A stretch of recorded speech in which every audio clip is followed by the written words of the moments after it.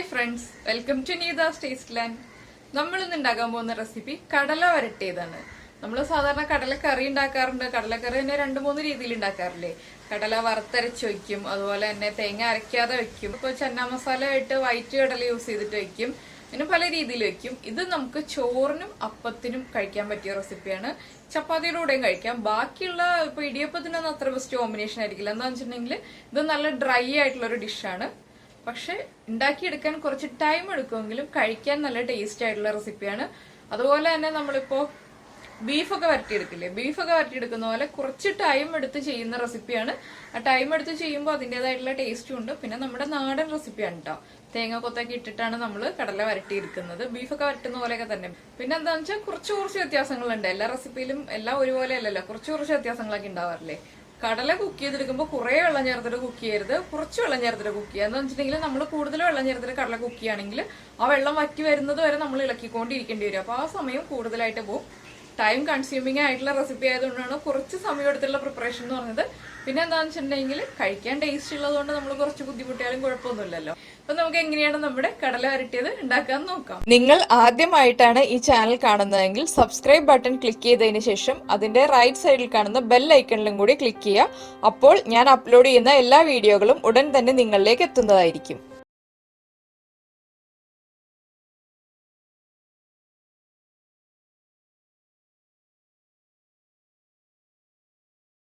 നമുക്ക് നമ്മുടെ കടല വരട്ടിയത് ഉണ്ടാക്കാൻ ആവശ്യമായിട്ടുള്ള ഇൻഗ്രീഡിയൻസ് നോക്കാം. നമ്മൾ കടല കുക്ക് ചെയ്തെടുത്തിട്ടുണ്ട്. ഇത് ഉപ്പ് മാത്രം ചേർത്ത് 3 വിസിൽ വരുന്നത് വരെ കുക്ക് ചെയ്തെടുത്താണ്. 8 മണിക്കൂർ സോക്ക് ചെയ്യുക. 8 മണിക്കൂർ സോക്ക് ചെയ്തതിന് ശേഷം 3 വിസിൽ വരുന്നത് വരെ കുക്ക് ചെയ്തെടുക്കുക. അതിനുശേഷം കംപ്ലീറ്റ് പ്രഷർ പോയതാണ്. ഇതിൽ വളരെ കുറച്ച് വെള്ളമേ ഉള്ളൂ. ബാക്കിയുള്ള വെള്ളം ഞാൻ വറ്റിച്ചെടുത്തിട്ടുണ്ട്. എന്താണെന്ന് വെച്ചാൽ കൂടുതൽ വെള്ളം ഉണ്ടെങ്കിൽ നമുക്കിത് കടല വരട്ടിയെടുക്കുമ്പോൾ സമയം കൂടുതൽ എടുക്കും. അതുകൊണ്ടാണ് വെള്ളം വറ്റിച്ചെടുത്തത്. പിന്നെ നമ്മൾ എടുത്തത് തേങ്ങ ചിരവിയതാണ്. ഒരു 1/4 കപ്പ് തേങ്ങ ചിരവിയതെടുത്തിട്ടുണ്ട്. തേങ്ങ ചെറിയ പീസായിട്ട് കട്ട് ചെയ്തെടുത്തിട്ടുണ്ട്. കറിവേപ്പില, കടുക്, മുളക് പൊടി, മല്ലിപ്പൊടി, മഞ്ഞൾപ്പൊടി, പെരിഞ്ജീരകം പൊടിച്ചത്, ഗരം മസാലപ്പൊടി. പെരിഞ്ജീരകം പൊടിച്ചത് കൂടുതൽ ചേർക്കുക, ഗരം മസാലപ്പൊടി വളരെ കുറച്ച് മതി നമുക്ക് ഈ റെസിപ്പിയിൽ. അതുപോലെ തന്നെ നമ്മൾ പച്ചമുളകോ ഇഞ്ചിയോ ഒന്നും ചേർക്കുന്നില്ല. പിന്നെ എടുത്തിരിക്കുന്നത് 2 സവാള എടുത്തിട്ടുണ്ട്, 10 അല്ലി വെളുത്തുള്ളി, 4 വറ്റൽമുളക്. ആദ്യം നമുക്ക് സവാള കട്ട് ചെയ്തെടുക്കാം. അതുപോലെ തന്നെ വെളുത്തുള്ളി ചേർക്കുമ്പോൾ ചതച്ച് തന്നെ ചേർക്കുക. വെളുത്തുള്ളി മുറിച്ച് ചേർക്കുന്നതിനേക്കാൾ ടേസ്റ്റ് ഈ റെസിപ്പിയിൽ നമ്മൾ ചതച്ച് ചേർക്കുമ്പോഴാണ്. പിന്നെ നമുക്ക് സാധാരണ മുളക് പൊടിയാണ് യൂസ് ചെയ്യുന്നതെന്നുണ്ടെങ്കിൽ കുറച്ച് മുളക് പൊടി യൂസ് ചെയ്യുക. ഞാനിപ്പോൾ കാശ്മീരി ചില്ലി പൗഡർ ആയതുകൊണ്ട് 1 ടേബിൾ സ്പൂൺ മുളക് പൊടി എടുത്ത് വെച്ചിട്ടുണ്ട്. അപ്പോൾ എന്താണെന്ന് വെച്ചാൽ ഈ മുളക് പൊടിയുടെയും ഗരം മസാലപ്പൊടിയുടെയും ചെറിയൊരു എരിവ് മാത്രമേ ഉണ്ടാവുള്ളൂ നമ്മുടെ കടലയ്ക്ക്. അതുകൊണ്ടാണ് 1 ടേബിൾ സ്പൂൺ മുളക് പൊടി എടുത്ത് വെച്ചത്. ആദ്യം ഈ സവാളയൊന്ന് ഞാൻ കട്ട് ചെയ്തെടുക്കട്ടെ. അതുപോലെ തന്നെ വെളുത്തുള്ളിയും ചതച്ചെടുക്കട്ടെ. അപ്പൊ നമ്മൾ നമ്മുടെ സവാള കട്ട് ചെയ്തെടുത്തിട്ടുണ്ട്. അതുപോലെ തന്നെ വെളുത്തുള്ളി ചതച്ചെടുത്തിട്ടുണ്ട്. വറ്റൽമുളക് കട്ട് ചെയ്തെടുത്തിട്ടുണ്ട്. സവാള കട്ട് ചെയ്തത് നീളത്തില് 2ആയിട്ട് കട്ട് ചെയ്തു. അതിനുശേഷം അത് കുറുകെ കട്ട് ചെയ്തു. പിന്നെ ഇതുപോലെ ചെറിയ പീസായിട്ട് കട്ട് ചെയ്തു. ഇതുപോലെയാണ് നമ്മൾ സവാള കട്ട് ചെയ്തെടുത്തത്. ഇതുപോലെ കട്ട് ചെയ്തെടുക്കുകയാണെങ്കിൽ സവാള വേഗം തന്നെ നമുക്ക് സോട്ടായി കിട്ടും. അതുപോലെ തന്നെ നമ്മുടെ കടല വരട്ടിയിൽ സവാള അധികം കാണുന്നുണ്ട്. അതുകൊണ്ടാണ് ഇതുപോലെ ചെറുതായിട്ട് കട്ട് ചെയ്തെടുത്തിരിക്കുന്നത്. ഇനിയിപ്പോൾ നമുക്ക് കുക്കിംഗ് സ്റ്റാർട്ട് ചെയ്യാം. നമ്മളിപ്പോൾ ഉരുളിയിലേക്ക് വെളിച്ചെണ്ണ ഒഴിച്ചു. വെളിച്ചെണ്ണ ചൂടായി വന്നിട്ടുണ്ട്. ചൂടായ വെളിച്ചെണ്ണയിലേക്ക് നമുക്ക് കടുക് ചേർക്കാം. നമ്മൾ 1 ടീസ്പൂൺ കടുകാണ് ചേർക്കുന്നത്. കടുക് ഒന്ന് പൊട്ടി വരട്ടെ. നമ്മുടെ കടുക് പൊട്ടി തുടങ്ങി. നമുക്ക് ഫ്ലെയിം കുറയ്ക്കാം. ഇതിലേക്ക് നമുക്ക് കട്ട് ചെയ്ത് വെച്ചിരിക്കുന്ന തേങ്ങയുടെ പീസ് ആഡ് ചെയ്യാം. ഇത് കുറച്ച് കൂടുതൽ ടേസ്റ്റ് കിട്ടാൻ വേണ്ടിയിട്ടാണ് കേട്ടോ നമ്മൾ തേങ്ങയുടെ പീസ് ഇതുപോലെ കട്ട് ചെയ്ത് ചേർക്കുന്നത്. ഇപ്പൊ നമ്മുടെ ബീഫ് ഫ്രൈ ഒക്കെ ഉണ്ടാക്കുമ്പോൾ തേങ്ങ ചേർക്കാറില്ല, അപ്പോൾ നല്ല ടേസ്റ്റ് അല്ല തേങ്ങ കഴിക്കാൻ. അതുപോലെ തന്നെയാണ് നമ്മൾ ഈ കടല വരട്ടിയിലും തേങ്ങ ചേർക്കുമ്പോൾ തേങ്ങയുടെ കളർ ഒന്ന് ചേഞ്ച് ആയി വന്നാൽ മതി. വല്ലാതെ അങ്ങ് നമ്മൾ ഉണ്ണിയപ്പത്തിനൊക്കെ ഫ്രൈ ആവുന്ന പോലെ വല്ലാതെ ഡാർക്ക് കളറായി പോകണ്ട. എന്താണെന്ന് വെച്ചിട്ടുണ്ടെങ്കിൽ നമുക്ക് തേങ്ങ കടിക്കുമ്പോൾ വല്ലാതെ ഹാർഡായിട്ട് തേങ്ങ മൂത്ത് പോയിട്ടുണ്ടെങ്കിൽ കടിക്കുമ്പോൾ അത്ര സുഖം തോന്നില്ല. അതുകൊണ്ട് ചെറുതായിട്ട് ഫ്രൈ ആയി തുടങ്ങിയാൽ മതി. ഒന്ന് കളർ ചേഞ്ച് ആയി വരിക. അപ്പൊ നമ്മുടെ തേങ്ങയുടെ കളർ ചേഞ്ച് ആയി തുടങ്ങി. ഇനി ബാക്കിയുള്ള കാര്യങ്ങളെല്ലാം ചേർത്തിട്ട് നമ്മൾ സോട്ട് ചെയ്യുമ്പോൾ തേങ്ങ അതിന്റെ കൂടെ കുക്കായി വരും. നമുക്ക് വറ്റൽമുളക് ചേർക്കാം. തേങ്ങ കുക്കാവുന്നതനുസരിച്ച് വറ്റൽമുളകിന്റെ കളർ മാറിപ്പോകും ആദ്യം തന്നെ വറ്റൽമുളക് ചേർത്തിട്ടുണ്ടെങ്കിൽ. അതുകൊണ്ടാണ് നമ്മൾ തേങ്ങ ഒന്ന് കുക്കായി തുടങ്ങിയതിന് ശേഷം വറ്റൽമുളക് ചേർക്കുന്നത്. ഇതിലേക്ക് നമ്മൾ കുറച്ച് കറിവേപ്പില ചേർക്കുന്നുണ്ട്. ഇതിലേക്ക് ഇനി ചതച്ച് വെച്ചിരിക്കുന്ന വെളുത്തുള്ളി,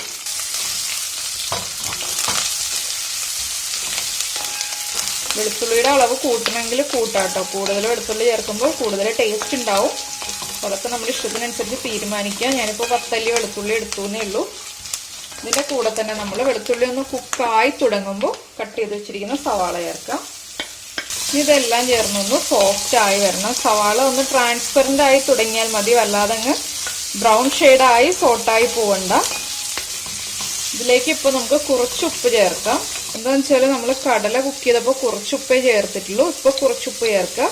ഇനി നമുക്ക് കടലയും കൂടി ചേർത്തതിന് ശേഷം ഉപ്പ് ചെക്ക് ചെയ്തിട്ട് ഉപ്പ് ആവശ്യമാണെങ്കിൽ ചേർത്ത് കൊടുക്കാം. ഇപ്പം നമ്മുടെ സവാളയൊന്ന് വേഗം സോട്ടായി വരാൻ ആവശ്യമായിട്ടുള്ള ഉപ്പ് മാത്രം ചേർക്കുക. ഫ്ലെയിം ഒന്ന് കൂട്ടി വയ്ക്കാം കേട്ടോ. മീഡിയം ഫ്ലെയിമിലിട്ടിട്ട് സോട്ട് ചെയ്യാം. പിന്നെ ചില സമയത്ത് കടല നമ്മൾ കുക്ക് ചെയ്യുമ്പോൾ മഞ്ഞൾപ്പൊടിയും ചേർത്ത് കുക്ക് ചെയ്യാറുണ്ട്. ഇതിലിപ്പോൾ ഞാൻ മഞ്ഞൾപ്പൊടി ചേർക്കാതെയാണ് കുക്ക് ചെയ്തെടുത്തിരിക്കുന്നത്. ഉപ്പ് മാത്രമേ ചേർത്തിട്ടുള്ളൂ. അപ്പോൾ മഞ്ഞൾപ്പൊടി ചേർത്തിട്ടാണ് നമ്മൾ കുക്ക് ചെയ്യുന്നതെന്നുണ്ടെങ്കിൽ ഇനി ചേർക്കുന്ന മഞ്ഞൾപ്പൊടിയുടെ അളവ് കുറയ്ക്കുക. അല്ലെങ്കിൽ ആ മഞ്ഞൾപ്പൊടിയുടെ കുത്തൽ കൂടുതലായിട്ട് വരും, ആ ഒരു ടേസ്റ്റ് കൂടുതലായിട്ട് നിൽക്കും. അപ്പം നമ്മുടെ കടല വരട്ടിയതിന് അത്ര ടേസ്റ്റ് ഉണ്ടാവില്ല.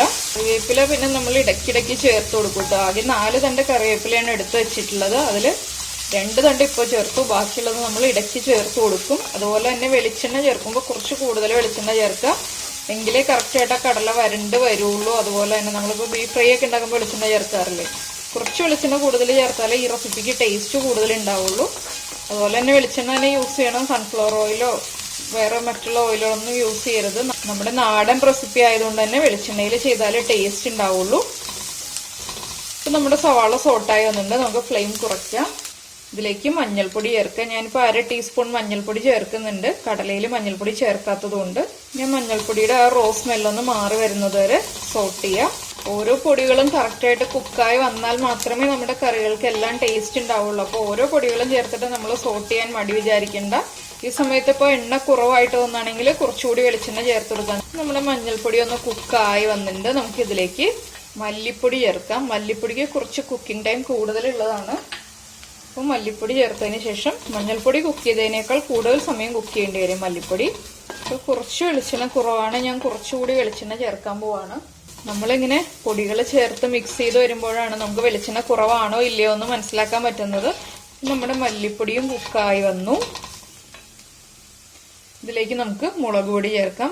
കാശ്മീരി ചില്ലി പൗഡറാണ് ഞാനിപ്പോൾ ചേർക്കുന്നത്. സാധാരണ മുളക് പൊടിയാണെങ്കിൽ നമ്മുടെ എരിവനുസരിച്ച് ചേർക്കുക. ഇനി മുളക് പൊടിയുടെയും ആ റോസ് സ്മെല്ലൊന്ന് മാറി വരുന്നത് വരെ ഇളക്കി കൊടുക്കുക. നമ്മുടെ മുളക് പൊടിയും കുക്കായിട്ടുണ്ട്. ഇതിലേക്ക് നമുക്ക് കുറച്ച് പെരിഞ്ജീരകം പൊടിച്ചത് ചേർക്കാം. പെരിഞ്ജീരകം ഡ്രൈ റോസ്റ്റ് ചെയ്യാതെ പൊടിച്ചതാണിത്. ഇപ്പോൾ 1/2 ടീസ്പൂൺ ചേർക്കുന്നുണ്ട്. ഇനി നമ്മൾ കടല ചേർത്ത് എല്ലാം റെഡി ആയി കഴിയുമ്പോൾ വീണ്ടും കുറച്ചുകൂടി ചേർക്കും. ഇതിൻ്റെ കൂടെ തന്നെ നമ്മൾ ഒരു 3 pinch garam masala powder, 3 pinch മതി, കൂടി പോകണ്ട. ഗരം മസാലയുടെ ടേസ്റ്റ് അധികം വേണ്ട ഈ റെസിപ്പിയിൽ, അതുകൊണ്ടാണ് നമ്മൾ കുറച്ച് ചേർക്കുന്നത്.